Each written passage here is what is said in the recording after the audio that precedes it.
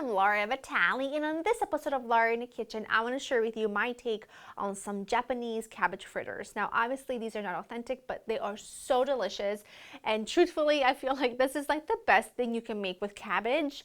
I love a cabbage roll, I love a coleslaw, but I think cabbage is one of those ingredients, at least speaking for myself here, it's one of those ingredients that you buy, that you use a quarter of, and then you've got the rest in the fridge and it ends up going bad, and then you give it to your chickens, unless that's just me. But these are phenomenal, and I've had great luck making them with some Napa cabbage, which is what I'm using today, or a regular standard head of green cabbage. I haven't tried it with red cabbage, so don't quote me, but hey, I can't see why that would be bad. Let's roll right into it. They are very easy. Speaking of cabbage, like I said, I'm using Napa cabbage, also known as Chinese cabbage. This is only a half of a head because for just the two of us, I don't need to make any more than this amount because we will eat them all, and we don't need to eat that many cabbage fritters. Although they're not like deep fried, they're just shallow fried in just a hair of like canola oil or a little bit of avocado oil. So it's not like they're deep fried, but so good. Just you trust me. Cabbage and scallions. All I'm going to do is finely shred both. You can see this is a little bit of an older head of cabbage. This is still fine. This is still good. I got rid of the outer layers. This is still perfectly delicious. Cabbage the outer leaves tend to turn like that quite quickly, actually. And you can see all I'm doing is just finely just slicing it like so. You're looking for about 4 cups of shredded cabbage for this amount. You can obviously double the recipe, and what they're really good is they're also really, really good cold. So if you want to make a double batch and put them in the fridge and then just eat them for lunch, delicious. Perfect. We've got the cabbage and the scallions all chopped up. About a half a cup of scallions to about 4 cups of cabbage is quite perfect. Okay, now in this measuring cup, I've got a little bit of water, and to it, I'm gonna go ahead and crack some eggs. I need 3 eggs, and then to the eggs, we're gonna add our seasonings just because I feel like it disperses better.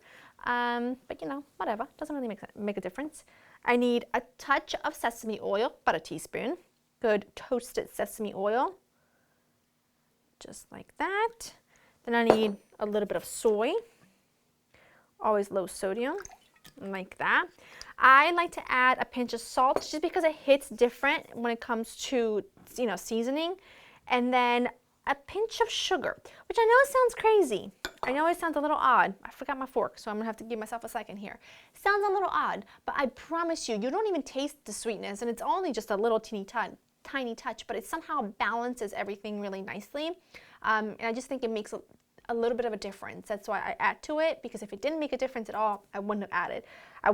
But if you don't want to, you don't have to. I'm gonna go ahead and get a fork and some tongs. Whisk that really well. Now to my cabbage, I'm gonna add some all-purpose flour. And then what I'm going to do is I'm just gonna use my tongs just to disperse the flour. I almost want the flour to coat the cabbage so that when we add our wet mixture, it just kind of holds easier, and I don't know, it just works out really well this way. Also, now I've seen this recipe be made with bacon. I've seen people add protein to it. I have done this with protein. My favorite is shrimp.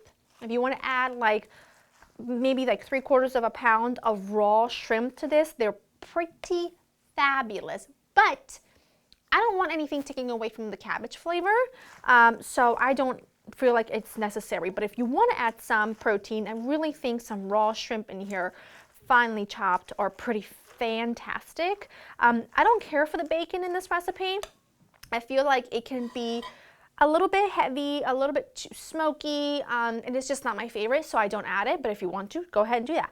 I'm gonna go ahead and grab a little bit of oil. I'm gonna add it to my nonstick skillet and get that to temperature. That's perfect. Okay, so we've got a skillet here with some oil. I used canola oil, but you can use whatever. And I'm gonna do about 3 at a time. About, I don't don't know, about yay big. And I don't like to compact them too much because I feel like it makes them a little gummy. So you see how I'm picking them up like this? Look at this. See, you give them a little stir. Okay, pick up a spoonful. Add that right in. Add a little bit more on top of that one.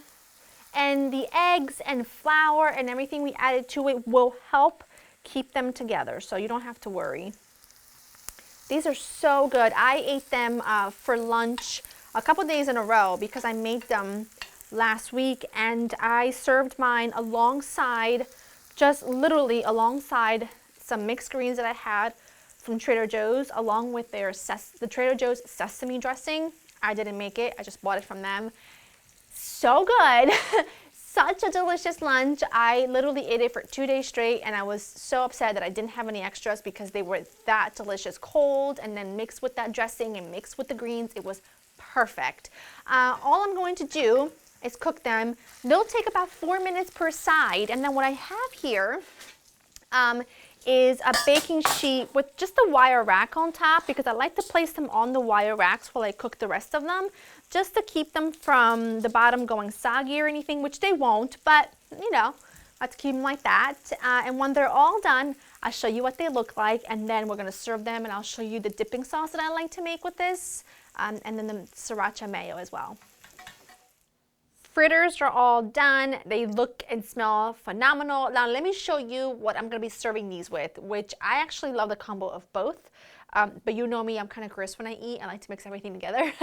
I'm doing a really delicious soy dipping sauce that you can really serve with anything. You can serve it with spring rolls. You can serve it with summer rolls. You can serve it with anything. It's just delicious.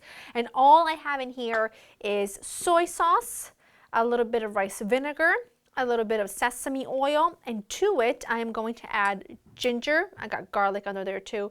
Scallions, ginger, scallions, garlic, sriracha, or any spicy pepper paste or whatever, and then a pinch of sugar just to balance it all out. And this is, like I said, so fantastic just about on anything. I really love it. It's kind of something that I like to go to over and over again anytime I need something really quick to dip anything in. And then I'm going to do a Sriracha Mayo. I really love Japanese mayo. I can't always find it in my grocery store, and the closest Asian market is like 45 minutes away from me each way, and it's a little bit far. But when I do, I like to stock up on all the good stuff. But I feel like Japanese mayo is just sweeter, and it's just so good. But all I do is just take some mayo and sriracha, and it makes a lovely spicy mayo that I think really works well with this. And I'm told, and you guys are going to have to correct me if I'm wrong, but I am told that you can actually buy the mayo dipping sauce that's made specifically for these fritters. So if you can find that, even better. And all I'm going to do, and I also chopped up the green of the scallion that I put into my sauce just to sprinkle on top. And I just take my mayo and just put it into like a disposable little baggie, just to make life a little bit easier on myself. I also like to use those little plastic squeeze bottles that I like to keep on hand. Snip the corner. And then all you need to do at this point is take your platter.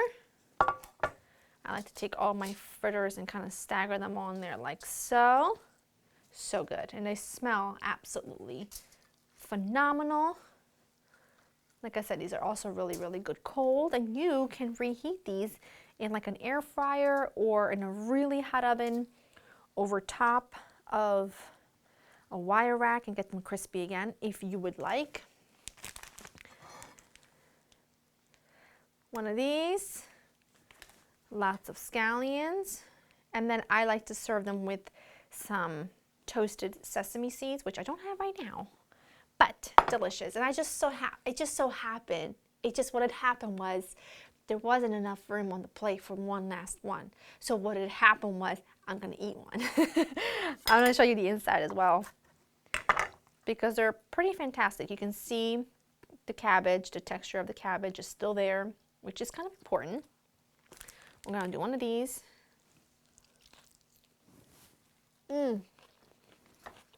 Wow. Oh, it's crispy. And one of these. Because this dipping sauce is everything.